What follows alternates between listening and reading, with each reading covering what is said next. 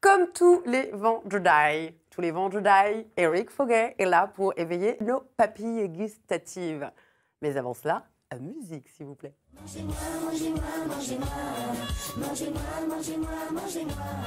C'est le chant des silos qui s'écrit, qui joue avec les âmes et ouvre les volets de la perception.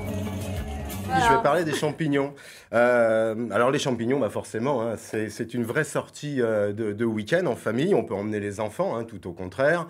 Mais précaution, je vais prendre 30 secondes pour poser, entre guillemets, le mal et après, on sera que dans le bien. Allez. Alors, c'est bien. Les sorties en forêt, c'est sympa. Il faut quand même s'équiper. On part pas en forêt comme ça, au gré de sa bonne humeur. Il y a des tiques, donc faut faire gaffe à ça. La maladie de Lyme, elle est présente, donc c'est très sérieux. On est prudent. On se check en sortie de bois pour être sûr qu'il y a un enfant. On met des bottes On met des bottes, bien évidemment. On met un pantalon sur la botte ou dans la botte. Vaut mieux qu'il soit sûr que dedans, par exemple. Et puis, on se couvre jusqu'aux mains, en l'occurrence. Hein, on n'y va pas en t-shirt.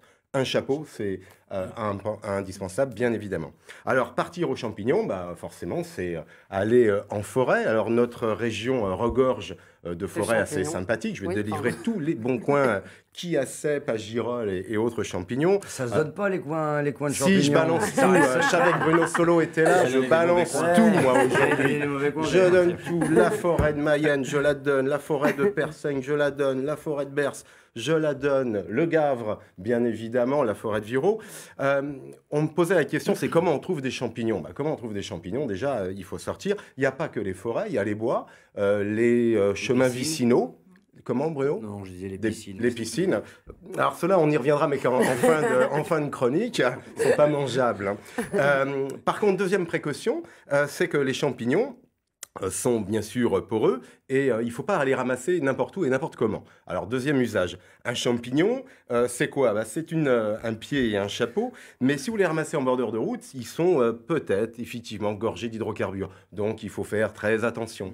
Quand il y a eu Tchernobyl, par exemple, effectivement, les champignons sur l'est de la France étaient quand même plus nocifs. Ils ont une capacité à emmagasiner, en tout cas, des charges radioactives. Mais quand on est nocif, alors, quand on est un jeune comme moi, gourmet, qui déambule avec sa famille dans les bois, eh bien, on va être aussi vigilant, on va ramasser ce que l'on connaît. Alors, la précaution d'usage, c'est déjà un peu de lecture. Voilà, on prend un guide des champignons, on va se forger un avis, on va identifier quelques champignons. Si je prends le bolet, par exemple, le bolet, il y a à peu près 30 variétés de bolets. Donc, il faut être quand même expert pour les reconnaître et puis les consommer. Donc, lorsqu'on reconnaît ces champignons, on cueille les champignons avec un couteau, ça c'est important. Et puis, on a un panier, pas de sac en plastique. Le sac en plastique va créer forcément une concentration, une mauvaise évaporation en tout cas. Et si vous avez le malheur de mélanger un mauvais champignon avec des bons, c'est pas bien. Alors, quand on va préparer ces champignons, quand on est revenu, qu'on a, comme moi, la chance, j'ai fait 10 kilos il y a 10 jours quand même, dans la forêt de Viro. Ah oui, je balance, Bruno Solo est là, je balance. Donc, j'inspire ça, c'est voilà, ça. Bah, c'est un rapport à la petite chanson de ce matin. On a de la girole également. Elle est plus rare dans nos forêts.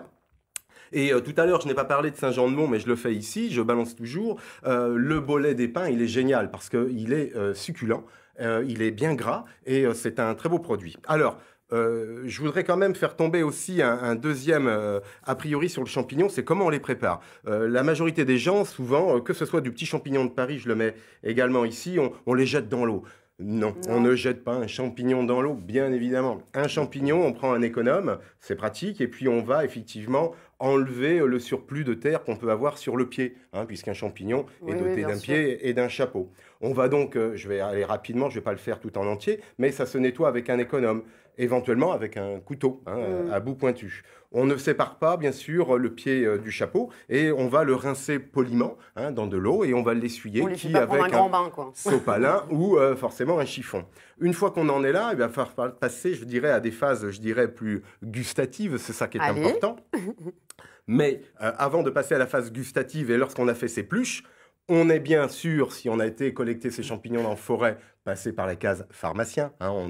On a beau être expert, avoir des bouquins. Précautionneux, notre Eric. Voilà. Et deuxième conseil, on ne jette pas ses pluches. On les met de côté.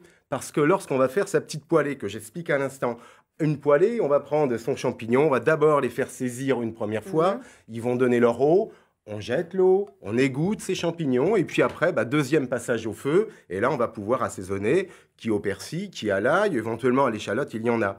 Mais, s'il y avait un mais, j'espère qu'il n'y en aura jamais en tout cas, qu'il y ait un mauvais champignon qui se soit glissé, vous voyez, avec la bonne poêlée, c'est important de garder les pluches parce que si vraiment il y a une intoxication, on ramène ces pluches au docteur et ça permet quand même d'identifier. Sachez quand même qu'il y a des morts chaque année à cause des champignons, qu'il y a des intoxications qui sont quand même très méchantes et qu'on peut quand même avoir des problèmes soit au foie ou au rein. Donc le champignon, on l'adore, on le mange, on part en famille, on est prudent, on passe par chez le pharmacien et on se fait une super poêlée entre amis, en famille. Et c'est génial. Merci beaucoup, Eric. Et comme vous l'avez compris, les champignons, on est prudent, on s'informe avant sur comment les cueillir et lesquels cueillir. Et puis, on va au pharmacien, comme vous dites. Bref, on se protège. Merci beaucoup, Eric. On se retrouve vendredi prochain. On vous dit au revoir. Et puis, voilà, à la semaine prochaine. À très vite. Comme d'habitude.